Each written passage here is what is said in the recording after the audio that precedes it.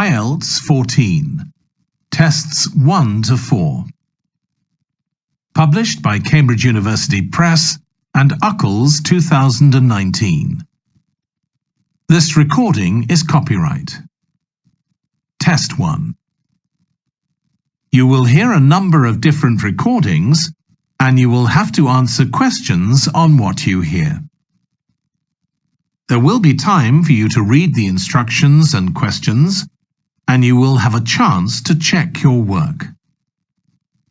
All the recordings will be played once only. The test is in 4 sections. At the end of the test, you will be given 10 minutes to transfer your answers to an answer sheet. Now turn to Section 1.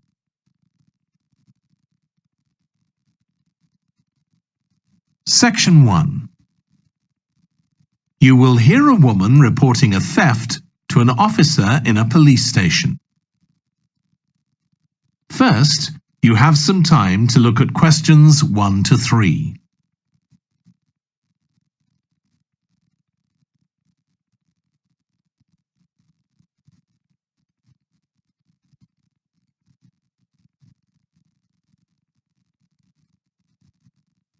You will see that there is an example that has been done for you.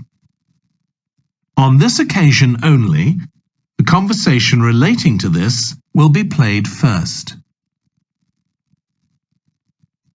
Good morning. What can I do for you? I want to report a theft. I had some things stolen out of my bag yesterday. I'm sorry to hear that. Right, so I'll need to take a few details. Can I start with your name? Louise Taylor.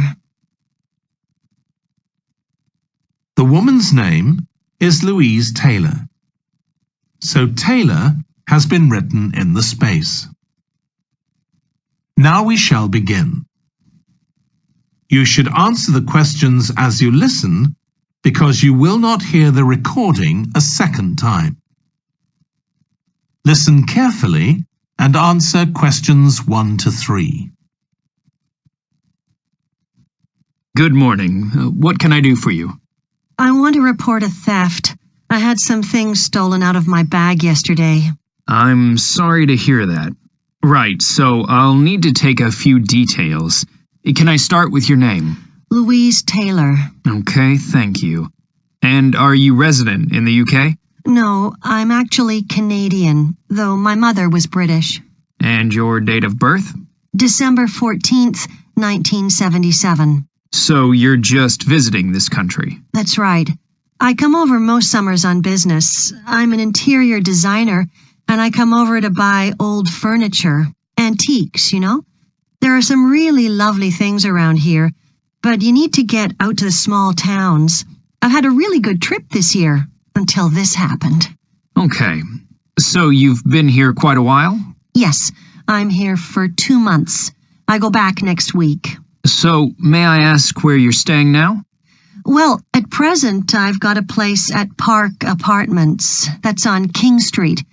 I was staying at the Riverside Apartments on the same street, but the apartment there was only available for 6 weeks, so I had to find another one. Okay. And the apartment number?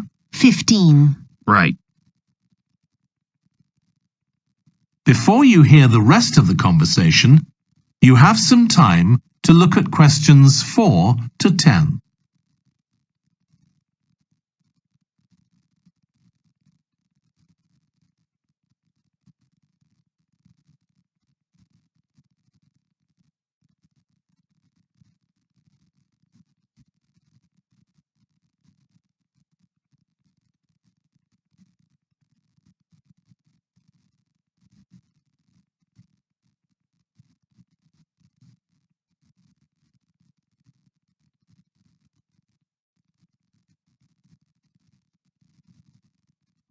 Now listen and answer questions 4 to 10. Now, I need to take some details of the theft. So, you said you had some things stolen out of your bag? That's right. And were you actually carrying the bag when the theft took place? Yes. I really can't understand it. I had my backpack on, and I went into a supermarket to buy a few things, and when I opened it up, my wallet wasn't there. And what did your wallet have in it? Well, fortunately, I don't keep my credit cards in that wallet. I keep them with my passport in an inside compartment in my backpack, but there was quite a bit of cash there. About £250 sterling, I should think. I withdrew £300 from my account yesterday, but I did a bit of shopping, so I must have already spent about £50 of that. Okay. At first I thought, oh, I must have left the wallet back in the apartment. But then I realized my phone had gone as well. It was only a week old, and that's when I realized I'd been robbed. Anyway, at least they didn't take the keys to my rental car. Yes. So you say the theft occurred yesterday? Yes. So that was September the 10th? And do you have any idea at all of where or when the things might possibly have been stolen? Well, at first I couldn't believe it because the bag had been on my back ever since I left the apartment after lunch. It's just a small backpack, but I generally use it when I'm traveling because it seems safer than a handbag. Anyway, I met up with a friend, and we spent a couple of hours in the museum. But I do remember that as we were leaving there, at about 4 o'clock, a group of young boys ran up to us, and they were really crowding round us, and they were asking us what time it was. Then, all of a sudden, they ran off. Can you remember anything about them? The one who did most of the talking was wearing a T-shirt with a picture of something. Let's see. A tiger. Right. Any idea of how old he might have been? Around 12 years old? And can you remember anything else about his appearance? Not much. He was quite thin. Color of hair? I do remember that. He was blonde. All the others were dark-haired. And any details of the others? Not really. They came and went so quickly. Right. So what I'm going to do now is give you a crime reference number so you can contact your insurance company. So this is 10 digits. 87954 82361. Thank you. So, should I contact you? That is the end of section 1. You now have half a minute to check your answers.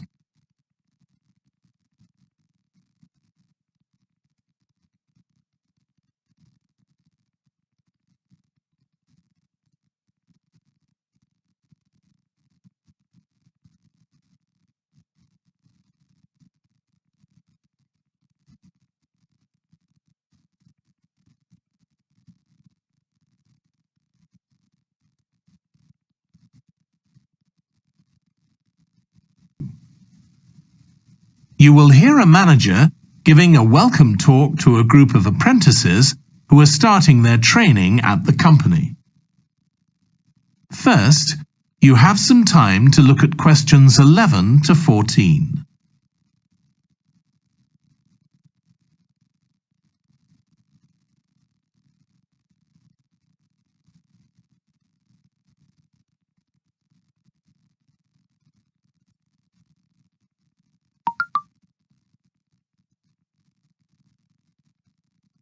Now listen carefully and answer questions 11 to 14. Good morning, everyone. My name's Janet Parker, and I'm the Human Resources Manager. We're very happy to welcome you to your new apprenticeship. I hope that the next 6 months will be a positive and enjoyable experience for you. I'd like to start with some general advice about being an apprentice. Most of you have very little or no experience of working for a big organisation, and the first week or so may be quite challenging. There will be a lot of new information to take in, But don't worry too much about trying to remember everything. The important thing is to check with someone if you're not sure what to do. You'll find your supervisor is very approachable and won't mind explaining things or helping you out. You're here to learn, so make the most of that opportunity. You'll be spending time in different departments during your first week, so make an effort to talk to as many people as possible about their work. You'll make some new friends and find out lots of useful information. As well as having a supervisor, you'll each be assigned a mentor. This person will be someone who's recently completed an apprenticeship, and you'll meet with them on a weekly basis. Their role is to provide help and support throughout your apprenticeship. Of course, this doesn't mean they'll actually do any of your work for you.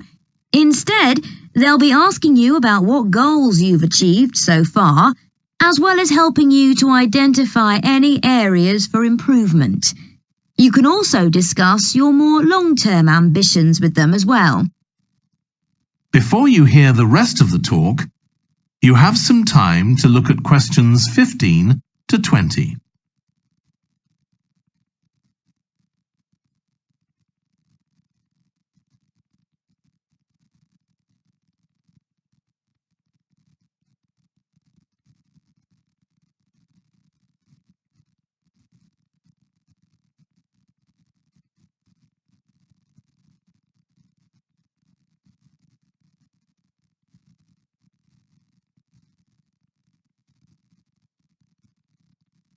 Now listen and answer questions 15 to 20.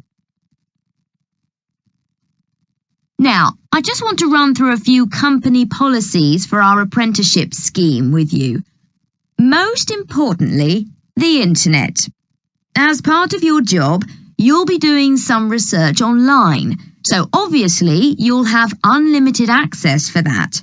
But please don't use it for personal use. You'll have your own phones for that. Some of you have already asked me about flexible working.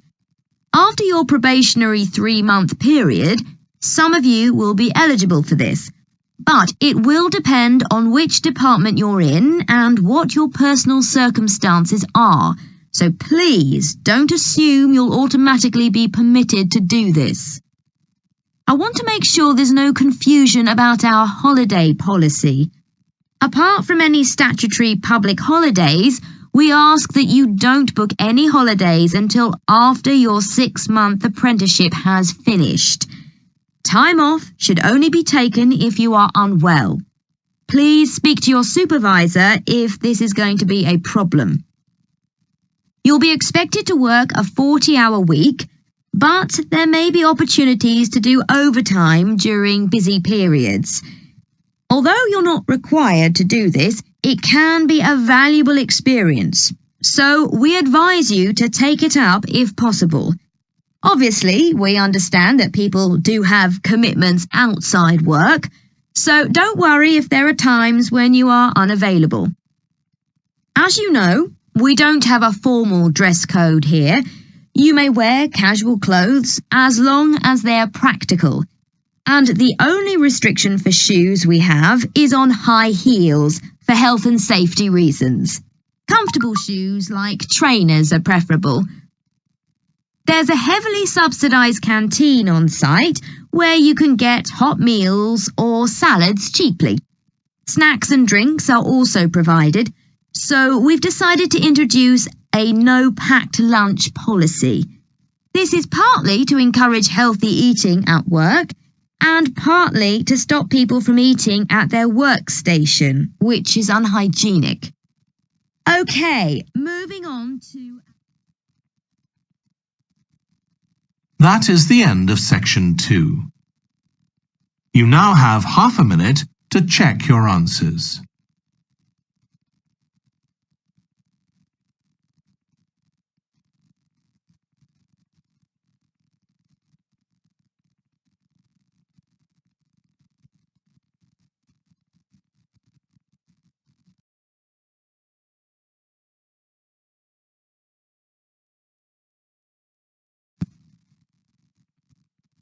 Section 3. You will hear two urban planning students, called Carla and Rob, discussing their presentation on cities built by the sea, following instructions from their tutor. First, you have some time to look at questions 21 to 25.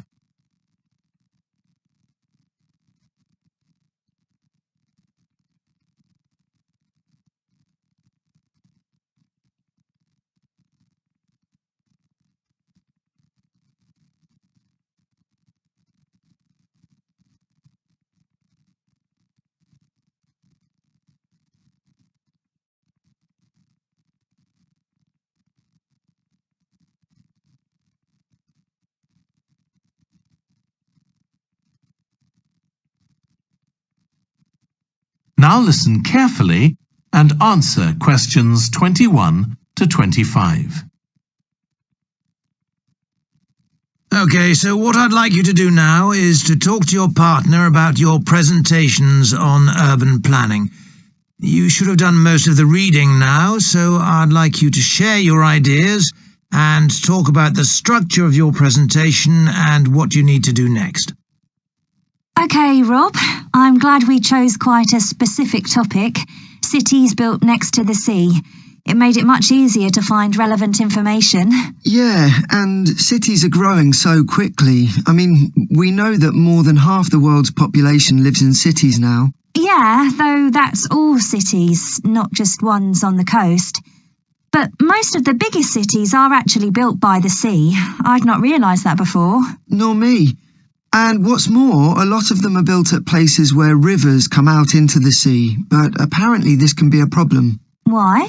Well, as the city expands, agriculture and industry tend to spread further inland along the rivers, and so agriculture moves even further inland up the river. That's not necessarily a problem, except it means more and more pollutants are discharged into the rivers. So these are brought downstream to the cities? Right. Did you read that article about Miami on the east coast of the USA? No. Well, apparently back in the 1950s, they built channels to drain away the water in case of flooding. Sounds sensible. Yeah, they spent quite a lot of money on them, but what they didn't take into account was global warming. So they built the drainage channels too close to sea level, and now sea levels are rising, they're more or less useless. If there's a lot of rain, the water can't run away. There's nowhere for it to go. The whole design was faulty. So what are the authorities doing about it now? I don't know. I did read that they're aiming to stop disposing of wastewater into the ocean over the next 10 years. But that won't help with flood prevention now, will it? No, really, they just need to find the money for something to replace the drainage channels in order to protect against flooding now. But in the long term, they need to consider the whole ecosystem. Right. Really, though, coastal cities can't deal with their problems on their own, can they? I mean, they've got to start acting together at an international level instead of just doing their own thing. Absolutely. The thing is, everyone knows what the problems are, and environmentalists have a pretty good idea of what we should be doing about them, so they should be able to work together to some extent. But it's going to be a long time before countries come to a decision on what principles they're prepared to abide by. Yeah, if they ever do. Before you hear the rest of the discussion, you have some time to look at questions 26 to 30.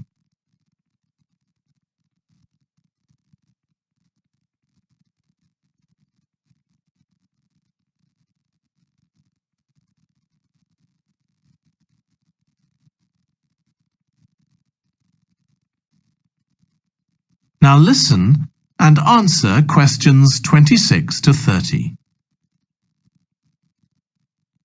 So, I think we've probably got enough for our presentation. It's only 15 minutes. Okay, so I suppose we'll begin with some general historical background about why coastal cities were established.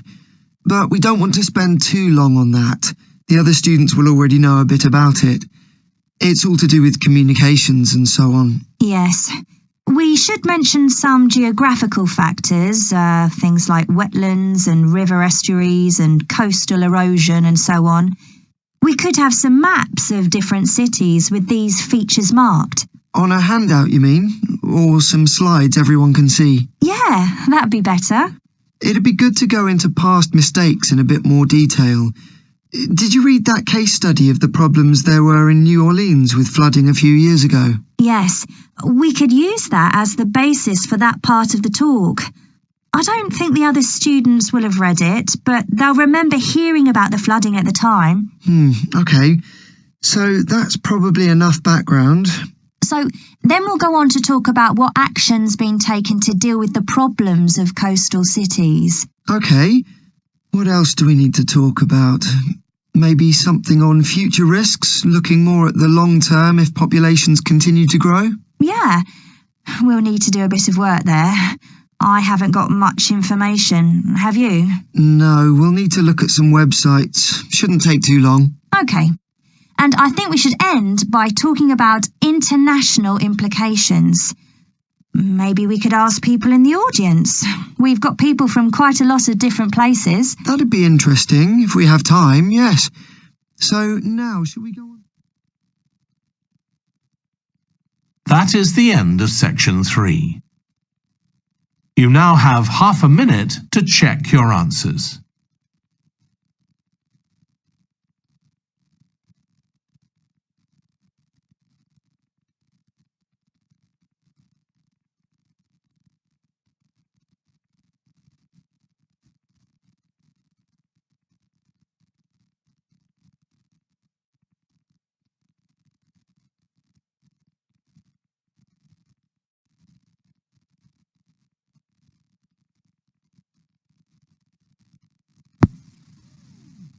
You will hear part of a lecture on renewable energy that uses the power of the sea. First, you have some time to look at questions 31 to 40.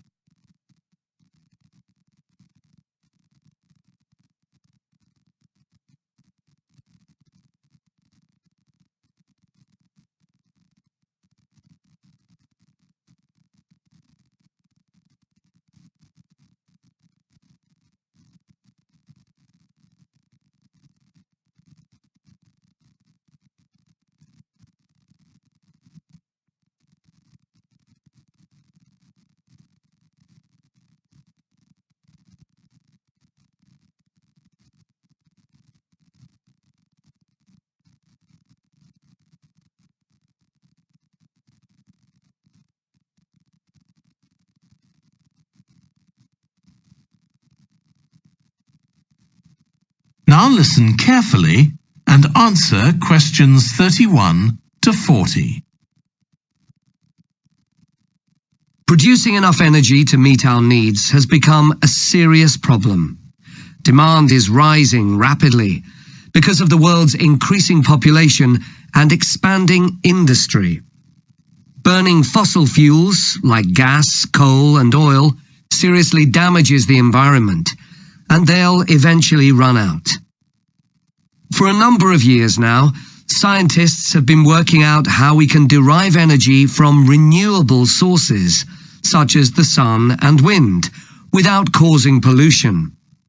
Today, I'll outline marine renewable energy, also called ocean energy, which harnesses the movement of the oceans. Marine renewable energy can be divided into 3 main categories: wave energy, tidal energy, and ocean thermal energy conversion. And I'll say a few words about each one. First, wave energy. Numerous devices have been invented to harvest wave energy, with names such as Wave Dragon, the Penguin, and Mighty Whale. And research is going on to try and come up with a really efficient method. This form of energy has plenty of potential, as the source is constant, and there's no danger of waves coming to a standstill. Electricity can be generated using onshore systems, using a reservoir, or offshore systems. But the problem with ocean waves is that they're erratic, with the wind making them travel in every direction. This adds to the difficulty of creating efficient technology. Ideally, all the waves would travel smoothly and regularly along the same straight line. Another drawback is that sand and other sediment on the ocean floor might be stopped from flowing normally, which can lead to environmental problems.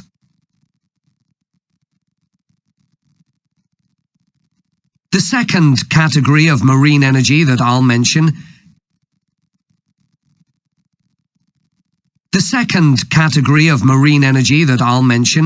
is tidal energy.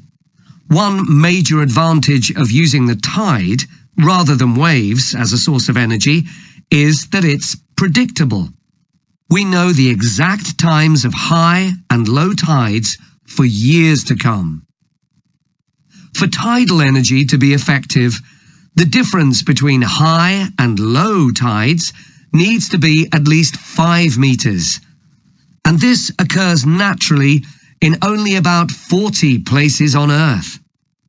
But the right conditions can be created by constructing a tidal lagoon, an area of seawater separated from the sea.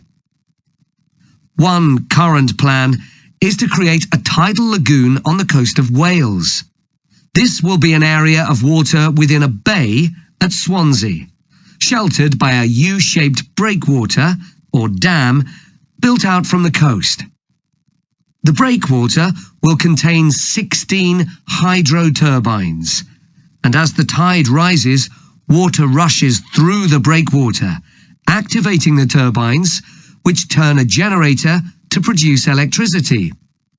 Then, for 3 hours as the tide goes out, the water is held back within the breakwater, increasing the difference in water level until it's several meters higher within the lagoon than in the open sea. Then, in order to release the stored water, gates in the breakwater are opened. It pours powerfully out of the lagoon, driving the turbines in the breakwater in the opposite direction and again generating thousands of megawatts of electricity. As there are 2 high tides a day, this lagoon scheme would generate electricity 4 times a day, every day, for a total of around 14 hours in every 24, and enough electricity for over 150,000 homes. This system has quite a lot in its favour. Unlike solar and wind energy, it doesn't depend on the weather. The turbines are operated without the need for fuel, so it doesn't create any greenhouse gas emissions, and very little maintenance is needed. It's estimated that electricity generated in this way will be relatively cheap, and that manufacturing the components would create more than 2,000 jobs, a big boost to the local economy. On the other hand, there are fears that lagoons might harm both fish and birds, for example by disturbing migration patterns and causing a buildup of silt, affecting local ecosystems. There are other forms of tidal energy, but I'll go on to the third category of marine energy, ocean thermal energy conversion. This depends on there being a big difference in temperature between surface water and the water a couple of kilometers below the surface, and this occurs in tropical coastal areas. The idea is to bring cold water up to the surface using a submerged pipe. The concept dates back to 1881, when... That is the end of section 4. You now have half a minute to check your answers.